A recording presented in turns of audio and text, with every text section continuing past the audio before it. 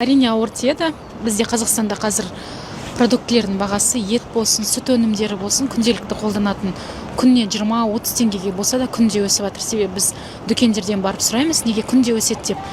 Біз оны ешқандай өзгерте алмаймыз. Күнделікті 20-30 теңгеге ауысып тұрады дейді бағасы. Сондықтан зарплата өссе, мейлі, баға өсе берсін. Қарапайым халықтың зарплатасы өспейді, және де продуктілер бәрі өте қымбат. Ол әрине біздің қалтамызға ауыр тиеді. Ауыр тиеді, ауыр тимейді. Бәрі нәрсе қымбатлап жатыр. Бензин қымбаттап Иә, бәрі нәрсе қымбатлап жатыр ғой. Сүттің бағасы? Сүттіңкі 340-350. Қымбат емес па сізге? Қымбат? Қымбат емес. Ну, очень дорого, да. Вообще, у меня муж все покупает мясо, но с его слов я знаю, в общем-то, бюджет семейный у нас один. Я зейнеткерлер үшін әрине қымбат, қиын. Кеше ғана алдым, бір қонақ келуші түсіп отыр воскресеньеге. Почти 40 мыңдай ақша жұмсадым. А сүттің бағасы?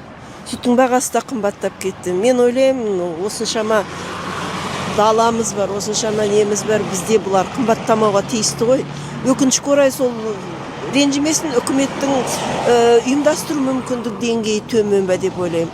Сүттің бағасы, молочный өнімдер, балалар, кішкентай балалар, көп адамдар күнделікті 5-6 мың теңге тастаймыз магазинге. Йогурт, айран, сүт, ол күнделікті алынады, каша жасауға мысалы.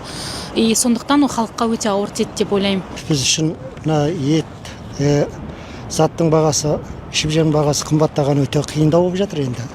Мына қарапайым жұмысшы біздер үшін мына жұмыс жасап жатырмыз мысалы. Ештеңкеге жетпейді жәнегі. Сүттің бағасы ше? Сүттің бағасы да былтырғы жылдан ойлағанда 20-25% өскен. Ну, молоко, вот я знаю, летом покупали вот эти пакеты дешевые, которые он по 400 был, сейчас, по-моему, 700 стал стоить. Астанада мен қанша екенін білмеймін бағасы. Біздің Маңғыстауда еттің бағасы қолжетімді